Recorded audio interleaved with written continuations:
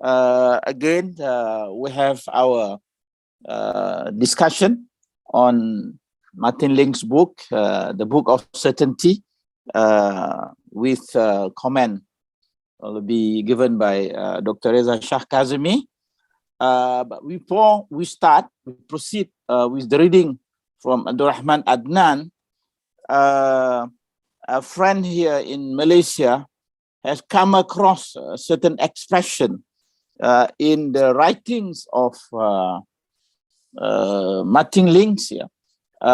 Maybe Dr. Reza can enlighten us what does it mean. It is important expression.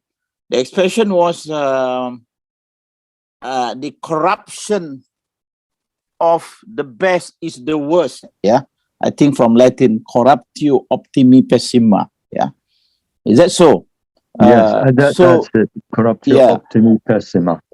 Yes, please. Can you enlighten us? What is the meaning of that expression? Yeah. Before we proceed with the reading. All right. Well, yeah. I don't know about enlighten, but I can share with you what I understand from the phrase. And yes, it's used quite a lot in the writings of the perennialist authors. And one can begin by saying, let's go into it from a Platonic point of view. First of all, as you rightly said, the basic meaning is the corruption of the best is the worst. So when the best in society become corrupt, the result is the worst of all possible outcomes. Meaning that when the most influential, when the apparently most intelligent, or the most wise, or the priestly caste, those who are supposed to represent the highest ideals of a society, when those people become corrupt, the result is much worse than if the ordinary mass of the people or the middle classes become corrupt. Because in a certain sense, from Platonic point of view, the masses, by nature and inclination, this is a very anti-democratic notion, of course. And Plato is not in favor of democracy, and you know this better than I do, having, I believe, taught Plato's Republic. Is that right, that you taught this in the Greek, Khalid? Yeah, we have some discussion, yeah. Pardon? We have some discussion on it, yeah. No, you had classes where you actually taught Plato's Republic. No, I read Plato in Greek, yeah, together with my tutor, yeah. Ah, you were the student. I thought you were the teacher. No. All right. So as you know from the Republic, and this is something central to Dr. Ling's book entitled The 11th Hour, and this whole theme of the corruption of the best is the worst also is very germane to the theme of that book. If you remember, Dr. Ling's in The 11th Hour talks about the Platonic perspective on the inevitability of degeneration in any human society, and that unlike the modern idea that we start with some primitive modes of governance and then come higher and higher to democracy, which is regarded as the pinnacle of human progress in political terms. From the Platonic point of view, it's the exact opposite, that the ideal political constitution begins with the philosopher king, with the one man who is a true philosopher in the Platonic sense, which means a lover of wisdom, and one who receives through his prophetic insight into the nature of ultimate reality. He becomes a lover of that truth because he has been seized by it, inspired by it, and can impart that highest truth. So the only person that really has the full right to govern and to tell other grades of society, what they should be doing, is the one who is the philosopher. He is the king. And this is obviously from a microcosmic point of view. This is where Plato talks about how important it is for the charioteer, when he's got the two horses that he has to govern and direct and control. You remember the one is the appetitive soul, the spirited element, and the other is the irascible soul. And the rational soul, who is the charioteer, has to keep these two horses running, galloping in harmony. Otherwise, there'll be chaos. They'll be going in the wrong direction, or they're going against each other. So, in the same way that the best part of the human microcosm is the intellect, is reason. Remember, from the Platonic point of view, the nous, that intellect, can be translated as reason, as long as we understand reason to encompass the fullness of what is implied by this faculty, and not simply the rational faculty, but the reasoning faculty, which is like the application of the intellect in all its fullness.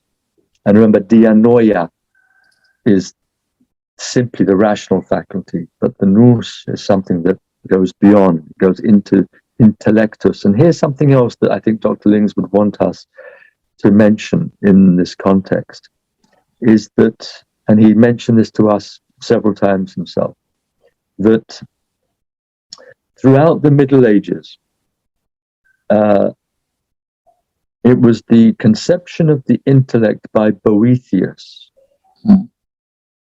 an early Christian in, I think he was 7th, 8th century, very early. But it was his conception that dominated what later became medieval scholasticism. And C.S. Lewis would begin his classes, his lectures at the University of Oxford by putting up on a blackboard the hierarchy of intellectus at the top, ratio underneath, then imaginatio beneath that, and sensus beneath that. These four levels of consciousness within the human being. And that the intellectus was fundamentally the faculty for perceiving transcendence, the divine transcendence, and in the light of that transcendent reality of ultimate divinity, of the absolute itself, in the light of that perception by the intellect of the transcendent realities, those pertaining to the higher worlds, which in one respect can be called the next world, where the fullness of the intellectual perception can be shared with the soul, now disencumbered of its material entanglements. It now sees things as they really are, in all of their majestic splendor, and all of the paradises, the gradations in the hierarchy of being will be seen. But even now, in this world, the intellect has access to a vision of those higher worlds, the higher levels of being, the ontological gradations, the metaphysical realities, the supernal archetypes, going back to the Platonic perspective. Even now, the intellect has access to a vision of the archetypal sources of all the ideas, the eidos, all of these archetypes, how they in fact are in that reality, in that higher world, which is like going back to the analogy of the cave, the man who's been able to shake off the shackles that's keeping him fixated on the shadows caused by the puppets taken backwards and forwards behind him. And there's a light of the fire which enables the people tied in the cave to this one vision of the wall, and they're trying to figure out what these shapes are, and they think this is the real. The one man who's able to actually get rid of those shackles and turn around, see what's going on, and then leave the cave and see the world as it really is.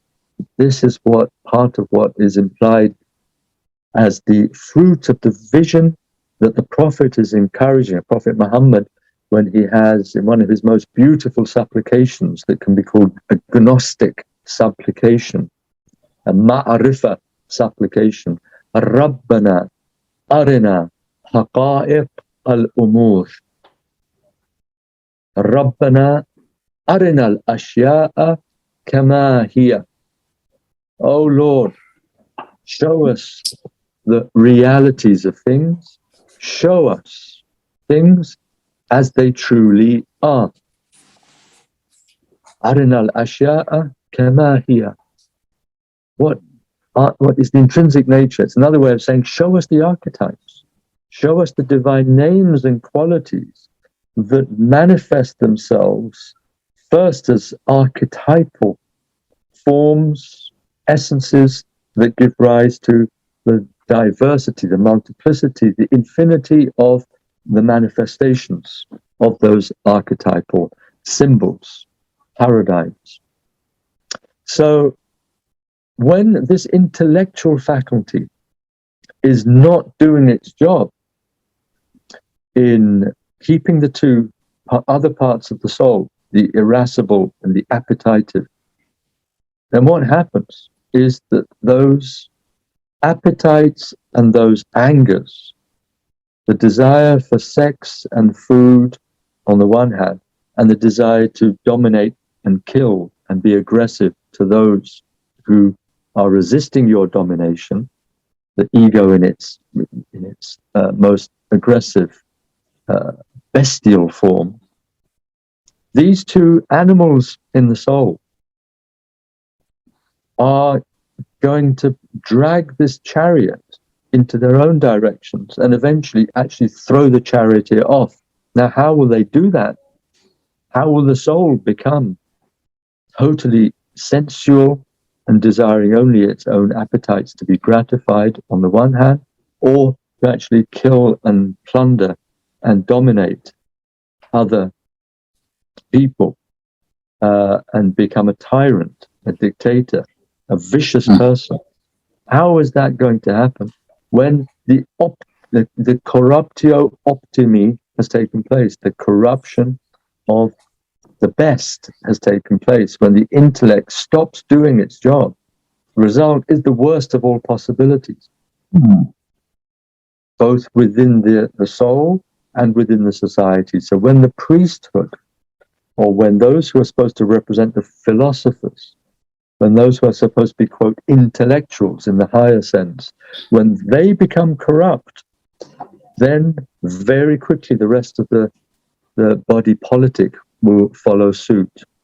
And one of the clearest examples of this, perhaps, in history, is when we look at what happened in Martin Luther's Reformation, his revolution, one should actually say. He was revolted by what he saw in Rome, and he brought about a revolution. So a revolution in both senses of the term. He was properly revolted. He was repelled. He was appalled at the corruption that he saw taking place in Rome in the late 15th century. He went there expecting to have a wonderful spiritual experience, to be enlightened, to have the blessings of proximity to the Pope, St. Peter's, all these wonderful things. And what did he find? That they were boasting about how many, and the Pope was boasting about how many illegitimate sons and daughters he had. And where did we get the word nepotism from? Does anybody know? I think we've better start having a little bit of a discussion. Does anyone know where the word nepotism comes from? No. Can I ask one of our younger students out there to tell us what is nepotism? Let's start from that.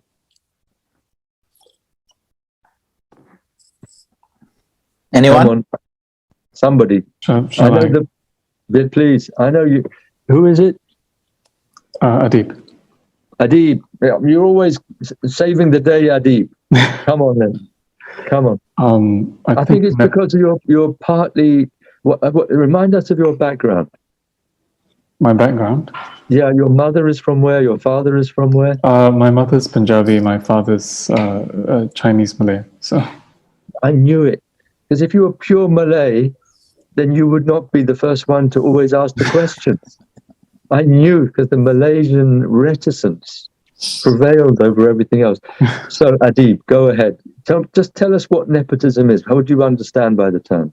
my understanding is nepotism is the election of when one elects one's own family or close relations or friends as part of to reinforce one's own power or position, and therefore making it the political body a kind of linking your own family to the body politic, to the political structure. Yeah, exactly.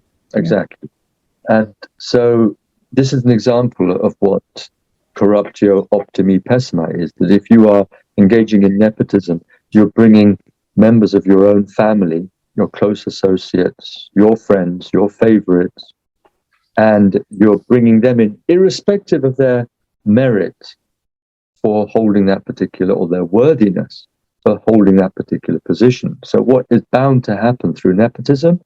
The corruption of the person who is at the head of the hierarchy, who's supposed to be the best, who's there for some reason, his leadership or her leadership qualities have been recognized to some degree. And so what he or she should be doing is governing that institution or the state or the office, whatever it is, appropriately and with wisdom. And instead, he or she just wants to reinforce their position, and therefore saying, look, I want my relatives, my friends, my favorites. So the whole system will degenerate invariably when that degree of corruption sets in. That's Corruptio, Optimi, Pessima. It becomes the worst of all possibilities. Now, the root of the word, does anyone who's listening know where the root, without looking at Google, please, I don't want people quickly going off and doing it, cheating. I want somebody to say what the root, what the etymology of the word nepotism comes from. Do you know? I think it's from some Greek word, Latin for nephew. Not the Greek, so far as I remember, it's Latin for nephew. Latin for nephew. Latin for nephew, exactly. So why did that become the word for nepotism? Because the popes were not supposed to have children. Exactly. The popes said, make this post available to my nephew. It was his son. So they were lying, calling these sons of theirs nephews. So the word nephew went into nepotism. That's the clearest example of what Corruptio, Optimi, Pessima mean. That in that Reformation period, when the popes, the Borgias and all the others became so worldly that they flouted the rules of their own position. They wanted, this is actually, why was it that the indulgences took off in this astronomical way just around Luther's time? Because the Pope wanted to build the basilica, a new basilica for St. Peter's, Michelangelo's. And he needed millions and millions of dollars, whatever the currency was in those days, for the Italians. And so he sent out his agents to go to Germany, to France, to England, and to send these preachers and say, look, if you come, they would set up, it would be a big event in the village, in the town, wherever the papal legate would go. They would set up a kind of theatrical performance. It wouldn't be in the church, it would be in the marketplace mostly. They say, come, and if you want your Auntie Brenda to have 5 years less in purgatory, put in £5 into the box. And the more we hear the coins tinkling in the box, the more your Auntie Brenda will be saying, oh, I will be liberated from my purgatory by 5 years because of these £5. Please give more to the Pope.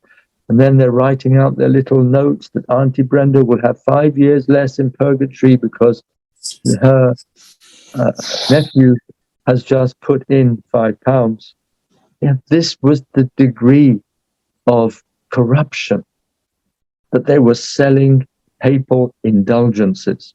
And this is on top of all of the other simony and all this corruption that they were doing. But this was the biggest one. This is what got Martin Luther to say, absolutely not. This Pope, this papacy, this system is corrupt to the core. We have to get rid of all of it. And that's what resulted in the 14 theses that he actually nailed to the door of the Church of Wittenberg. The 14 great theses against the corruption of his time. So you see, from this we see very concretely what happens when the head of the church goes wrong. The whole body politic of the church, the institution that he's supposed to represent, to be the vicar of Christ. Now, another little question. Does anyone know what this word vicar, why do we call the Pope the vicar of Christ? Does anyone know? Pontifex. Pardon? Khalifa. But the word vicar is related to the word vicarious atonement. So you are the representative, and you are supposed to make present the Christly being. Yes, the Khalifa does the same, but in Christianity, the notion of being the vicar of Christ is far more challenging and demanding within the Christian framework than the Khalifa is in the Muslim political framework. The Khalifa may actually not be that pious or that knowledgeable or that wise, and he can still be a good Khalifa.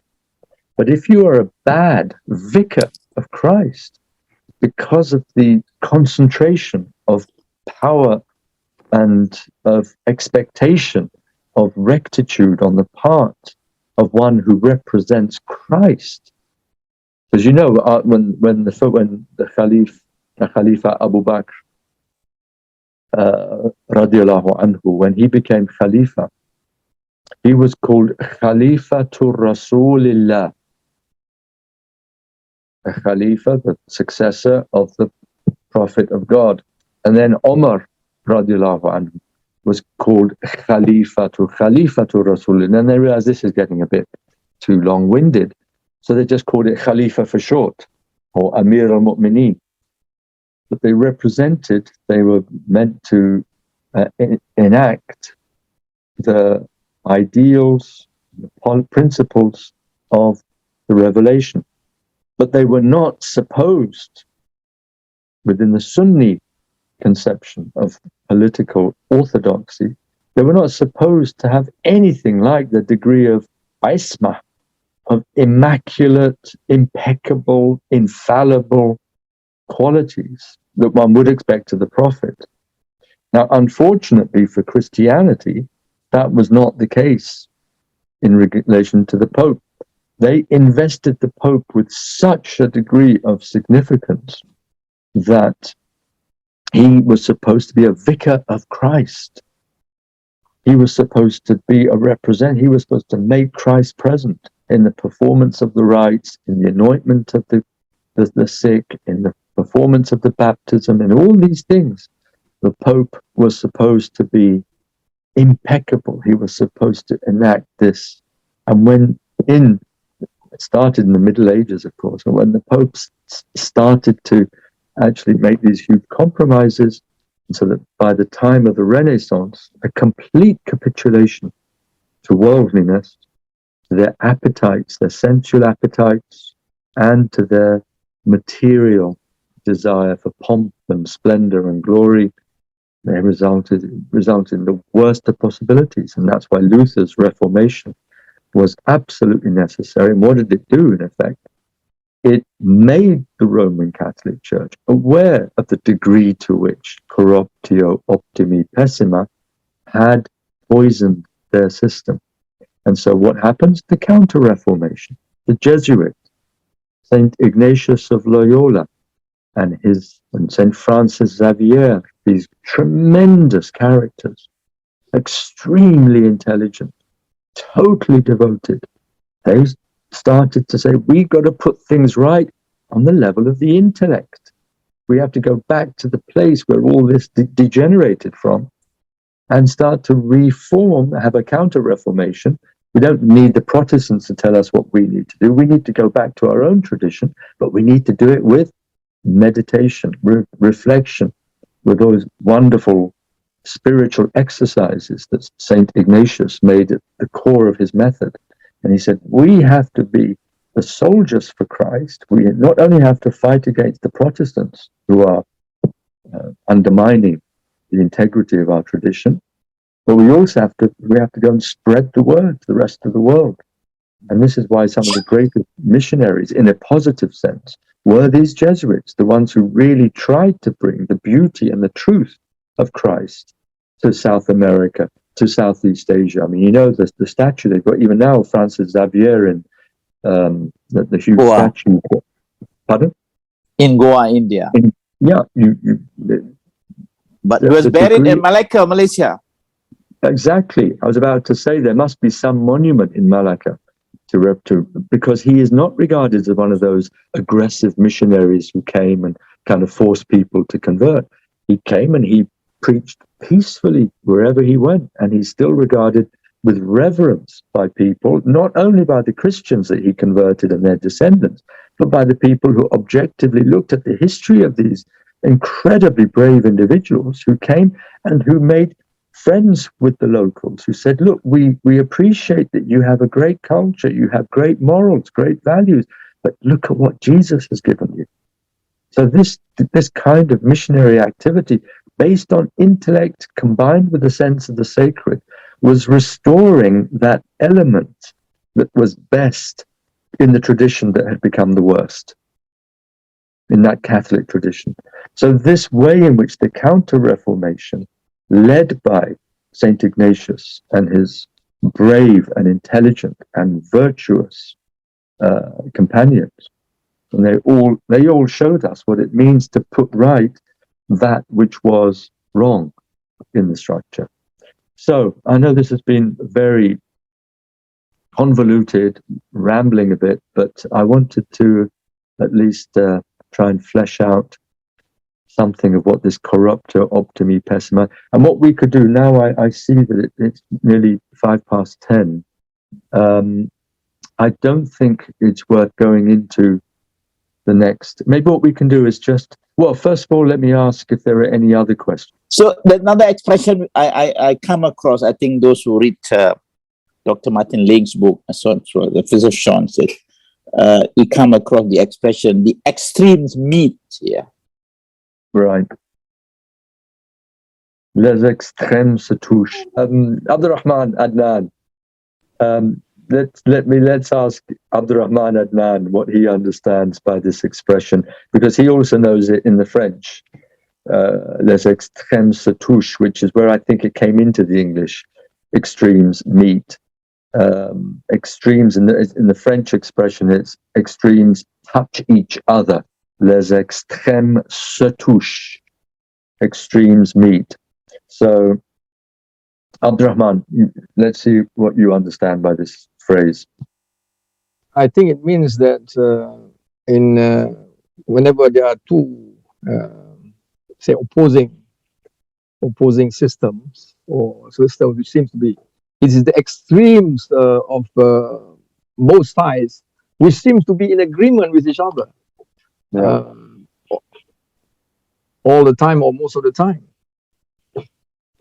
because somehow in their extremeness, or they meet actually. They are on the same point. Yeah. Would that be right? Yeah, no, most certainly. But let's give a concrete example of this. That in our own times, we have Islamophobes on the one hand who hate Islam, and we have Islamo-fascists on the other hand, the people who are pretending to be Muslim and actually bringing about a kind of fascism in the name of Islam, who are Islamic fanatical terrorists. You actually look closely, not perhaps so much at the specific doctrines or affirmations of the Islamophobes and the Islamofascists. They would be totally different. They are completely opposed to each other. But in the psychology, they are at one. They are mirror images of each other. So that in a strange way, when the Islamophobe says that Islam is all about terrorism and it's all about the dominance of the Muslims over the rest of the world, that's all the religion is trying to do, to establish its control, and it conceives of Islam as a kind of monster. It anthropomorphizes this religious tradition and attributes to it a demonic character, and that demonic character wants to assert its dominance over all other religions. And they say that this religion is best expressed by something in the Quran that says, Inna dina inda Allahil Islam. Truly, religion with God is Islam. And they say that this means that for the Muslims, using this verse of the Quran, or the other verses that say, fight the idolaters until they submit,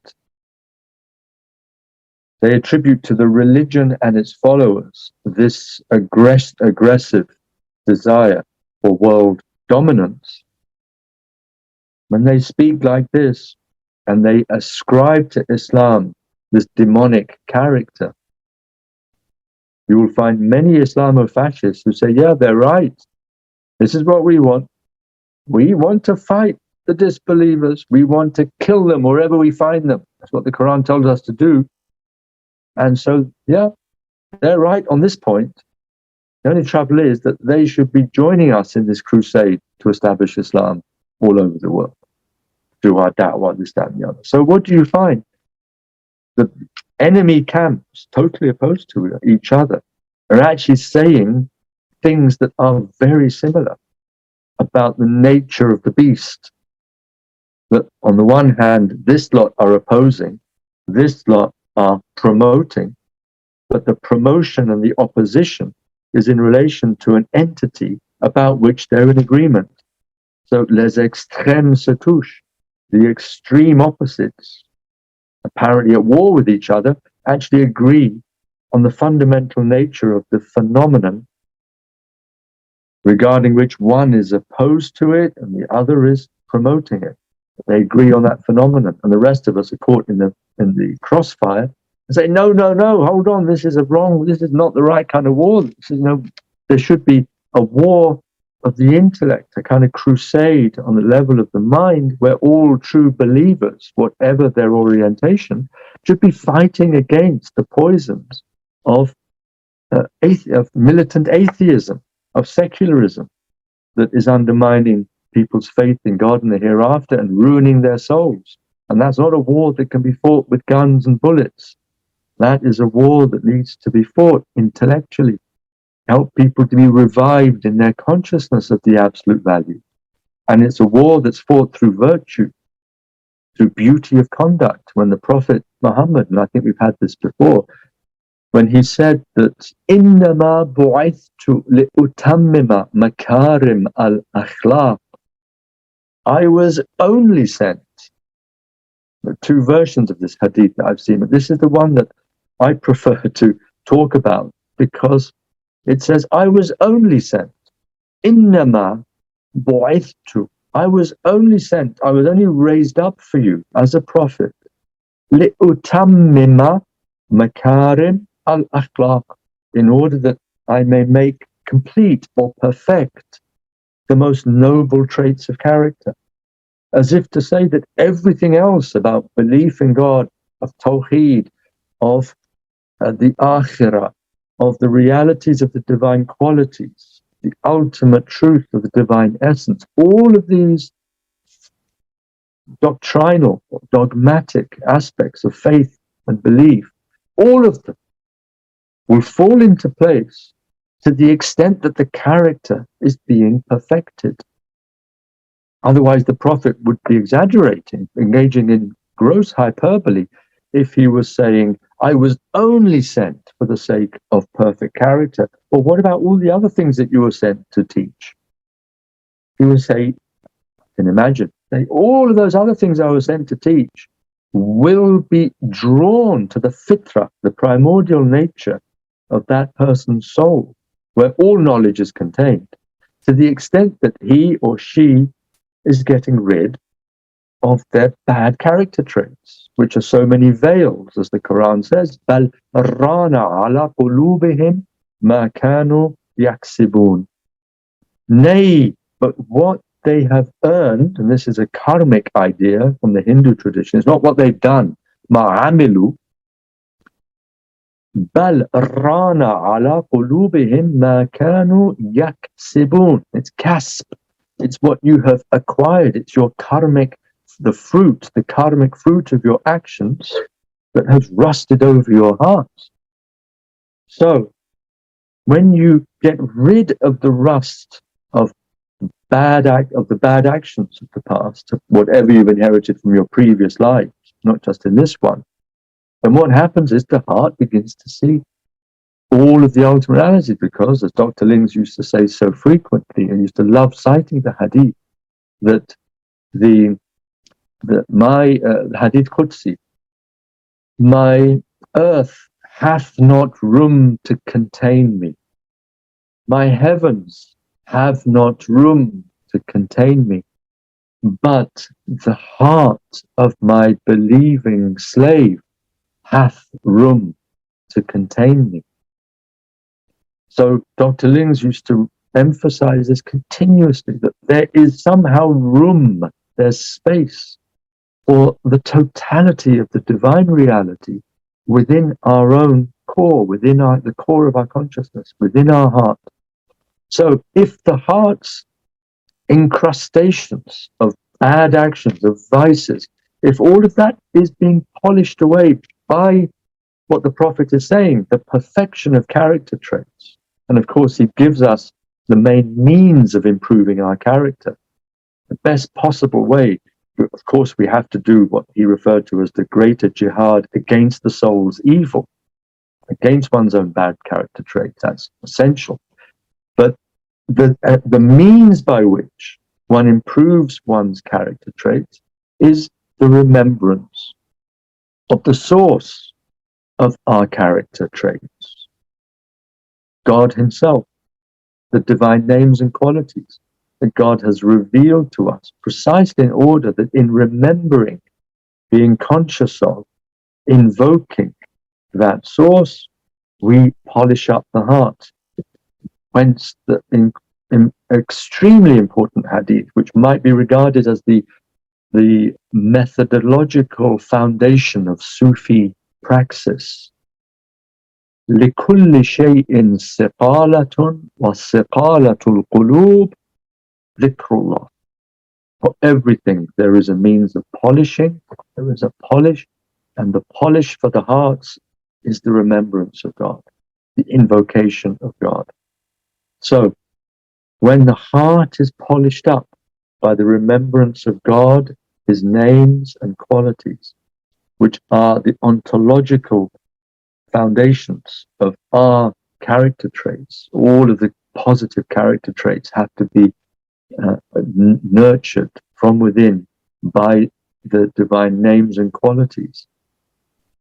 How does that bring about all of the subsequent gifts of prophetic revelation?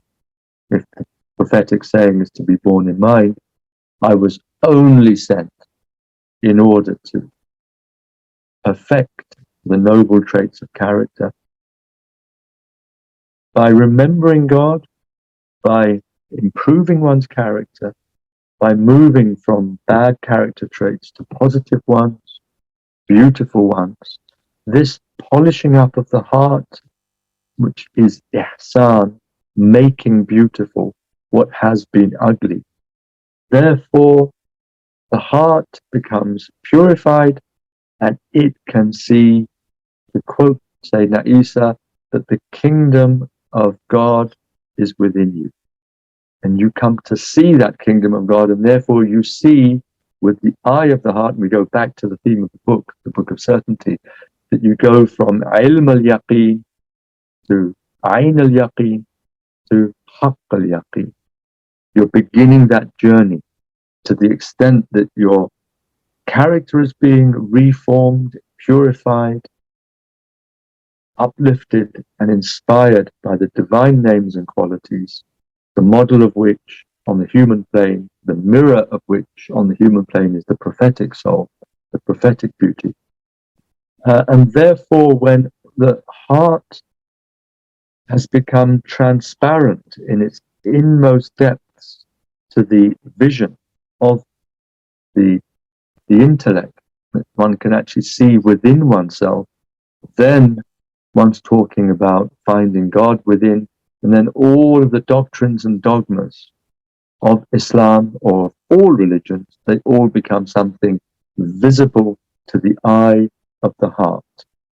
Once the character has been perfected, and to the degree that the character has become perfected, the intellect, the eye of the intellect, the eye of the heart opens, and then you can see for yourself, realize for yourself everything that the Prophet was sent to teach, in addition to good character traits. Obviously, a lot more came just through than just teaching about character. But this is what Schuon calls a certain kind of. The Prophet is using the language of the Arabs in order to not just speak their language, but to speak their psychology. That the Arabs only have really got the point if the point is isolated and accentuated in what appears to be an exaggerated way. But the isolation, accentuation, and apparent exaggeration are there in order to really galvanize, seize the imaginative awareness of the interlocutor to say, this is so important, I better get on and do this. This development of good character is so fundamentally important that, look, the Prophet is saying he was only sent for that sake. But the element of exaggeration is minimal if we understand what happens through the dynamics that are generated once good character traits are replacing bad character traits. When we're talking about not simply a moral movement, we're talking about a spiritual, what Mullah Sadra would call tashkik of wujud. We're talking about the haraka that takes place, the movement of the gradations of being. You are literally making yourself more real. Your being is becoming more real. You're coming closer to the source of wujud in Mullah Sadra's terms. So this what starts as a moral and a psychological and even an emotional effort to improve one's character actually carries through in its repercussions, which means you become more real. As Schuon says, and I've just realized that we've gone over our time for this session, but I just finished with a great, one of those many, many, many great statements by Fritjof Schuon that sums up so much of the spiritual life. What the Hindus would call a mahavakya, a tremendous utterance. He said that whereas pride repels reality, humility attracts reality. The quality of pride will push reality away from it. It will repel God. And so a man who may start out in spiritual life with many good qualities, if they are poisoned by pride, then God turns away from that person, reality flees from that person, and all of the other virtues come to nothing. So an intelligent man at the outset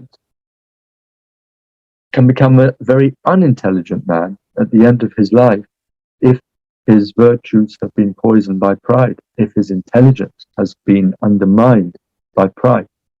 Whereas the converse can also happen, that a man or a woman at the outset of the spiritual life, whose intelligence may not be so manifest, hasn't yet developed to a very high degree, but has humility, that person's intelligence will be enhanced and deepened from day to day. And then at the end of that person's life, lo and behold, he or she is an intellectual, even at the beginning, a true intellectual, and speak about the highest metaphysical truths, even though at the beginning is incapable of doing so. Whereas the brilliant metaphysician at the beginning of the spiritual life, who cannot stop being proud of his brilliance, will end up being an idiot by the end of his life. So this is what Schuon is constantly alerting us to in his writings, that good metaphysics is the metaphysical exposition of a doctrine that makes the reader of that doctrine feel, I must do something about this. Bad metaphysics is the exposition of metaphysical doctrine which makes the reader feel, I am terribly intelligent. This is the total opposite. So I think I've referred to this chapter before, but I'll do it again now. That the chapter on the spiritual virtues in Spiritual Perspectives and Human Facts, it's a great early book, I think the second book that Schuon wrote after Transcendent Unity of Religions, which of course itself was the second book after the German book, Primordial Meditation. But the second French book was Spiritual Perspectives and Human Facts, and in that book you find a chapter entitled The Spiritual Virtues. And after talking about the virtues in a general way for some pages, I think it's something like 20 pages of that chapter are dominated by one spiritual virtue, and that is humility. So, whereas humility attracts the real, pride repels it. And I think I'll stop there and say let's pray that with Imam Ali, that we are given tawadu in Arabic, and in the Arabic dua of Imam Ali, it's in the dua Qumeo, where he says,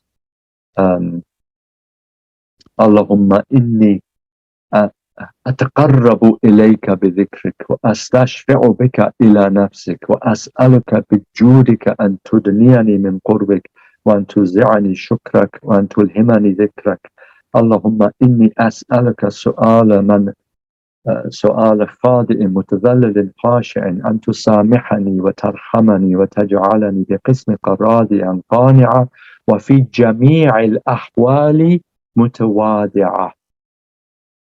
Make me in every single one of my states perpetually humble. And I won't translate the rest of the dua. We've gone over our time, unfortunately. But I would strongly recommend you all to look at the dua Qumeo, not just from the point of view of its excellence as a supplication, but also remembering that this was a supplication taught, dictated to Imam Ali, apparently, by someone he called my brother. And who was my brother? Al-Khidr. He said, this dua is not from me.